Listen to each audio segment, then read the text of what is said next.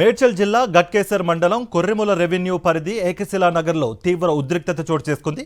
భూ వివాదంలో రెండు వర్గాలు పరస్పరం దాడులు చేసుకున్నాయి. 1985లో వేసిన వెంచర్లో తాము కొన్న ఫ్లాట్లను వెంకటేష్ అనే వ్యక్తి కబ్జాలకు పాల్పడ్డారని బాధితులు ఆరోపిస్తున్నారు. ఈ ఘటనలో నలుగురికి గాయాలు కాగా స్థానిక ఆసుపత్రికి తరలించారు.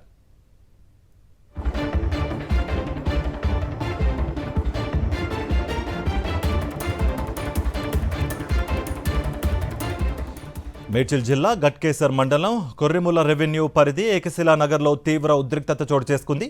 భూ వివాదంలో రెండు వర్గాలు పరస్పరం దాడులు చేసుకున్నాయి. 1985లో వేసిన వెంచర్లో తాము కొన్న ప్లాట్లను వెంకటేష్ అనే వ్యక్తి కబ్జాలకు పాల్పడ్డారని బాధితులు ఆరోపిస్తున్నారు. ఈ ఘటనలో నలుగురికి గాయాలు కాగా స్థానిక ఆసుపత్రికి తరలించారు.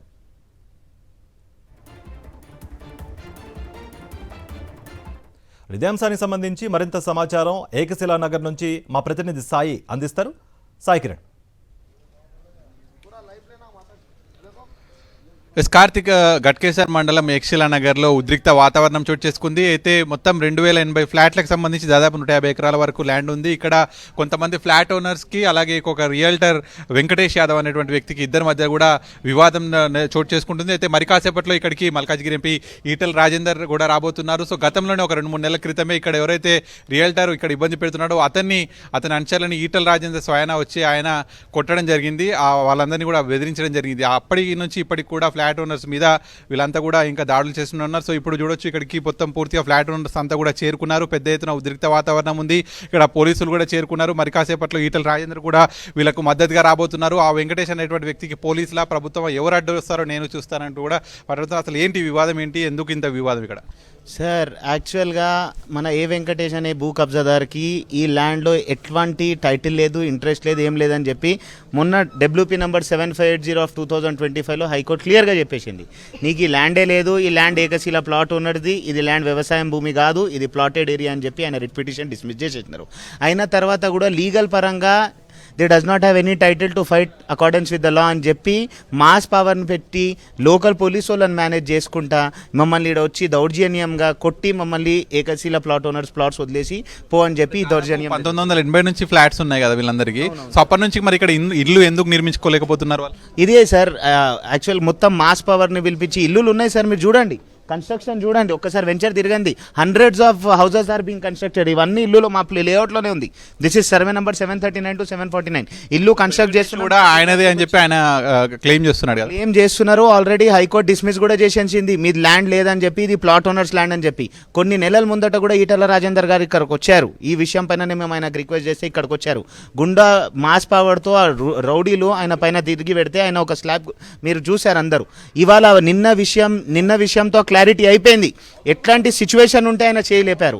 అట్లాంటి సైలెంట్ మంచి, అట్లాంటి పీస్ఫుల్ మంచి ఎందుకు చేయలేపడం అయింది అనేది నిన్న జరిగింది. మొత్తం ఎన్ని ఎకరాలు ఉంటుంది, దాని వాల్యూ బహిరంగ మార్కెట్లో ఎంత ఉంటుంది? 150 ఎకరాలండి. ఇప్పుడు గ్రేటర్ హైదరాబాద్ అయిన తర్వాత పర్ స్క్వేర్ యార్డ్ కనీసం 75,000 ఉంటుందండి. అంటే మొత్తం ఓవరాల్ ఎంత ఉండొచ్చు? 149 ఎకర్స్ కనీసం 200 to 500 crores వరకు ఉండొచ్చు. ఎక్కువ ఉంటుంది. ఇంకా బాధితుల తరపున ఎట్లాంటి న్యాయం కోరుతున్నారు, ఏం డిమాండ్ చెబుతున్నారు అధికారులను, ప్రభుత్వాన్ని? ముఖ్యంగా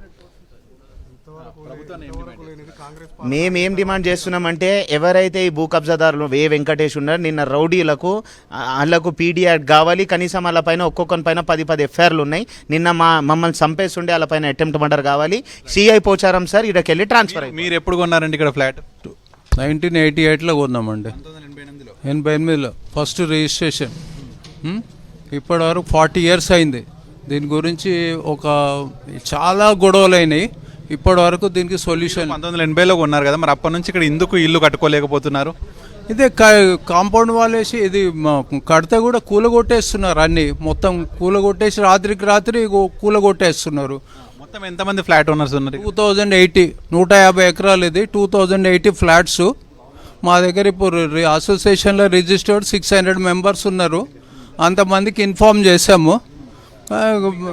మిగతా వాళ్ళు రావట్లేదు. 300 మెంబర్స్ వరకు కాంటాక్ట్లు ఉన్నారు. 300 మెంబర్స్ వరకు కాంటాక్ట్లు ఉన్నారు. అయితే 1987లో దీనికి సంబంధించి గ్రామ పంచాయతీ ద్వారా అప్రూవల్ ఈ వెంచర్ పొందింది. సో అప్పటి నుంచి కూడా సర్వే నెంబర్ 739 నుంచి 749 వరకు ఉన్నటువంటి సర్వే నెంబర్లోనే వివాదం ఉంది. నిన్న అయితే వెంకటేష్ యాదవ్ ఆయన అనుచరులు కూడా పూర్తిగా ఇక్కడ ఉన్నటువంటి ఫ్లాట్ ఓనర్స్ పైన పెద్ద ఎత్తున దాడి చేసి రక్తం వచ్చేలా కూడా వీరిని కొట్టారు. సో ఇప్పుడు వీరికి సంఘీభావంగా స్థానిక ఎంపీ ఈటెల రాజేందర్ కూడా ఇక్కడికి వస్తున్నారు. సో గతంలోనే ఈటెల రాజేందర్ ఇక్కడ ఎవరైతే కబ్జా చేస్తున్నారో వారిని పైన హెచ్చరించినప్పటికీ కూడా స్థానిక ఎంపీగా తాను హెచ్చరించినా కూడా మరి ఎవరు అతనికి సహకరిస్తున్నారు, పోలీసులు సహకరిస్తున్నారా, ప్రభుత్వం సహకరిస్తుందా, ఎవరు సహకరిస్తానో చూస్తానంటూ కూడా మరొకసారి ఇక్కడికి ఈటెల రాజేందర్ వీళ్ళందరికీ కూడా మద్దతుగా రాబోతున్నారు. సో దీంతో ఇక్కడ పెద్ద ఎత్తున ఉద్రిక్త వాతావరణం చోటు చేసుకోబోతుంది.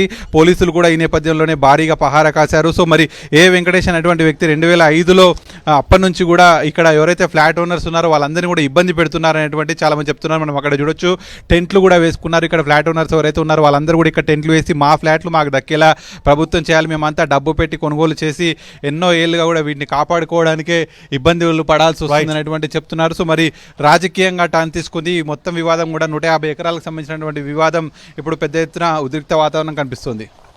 Thank you Sai Kiran.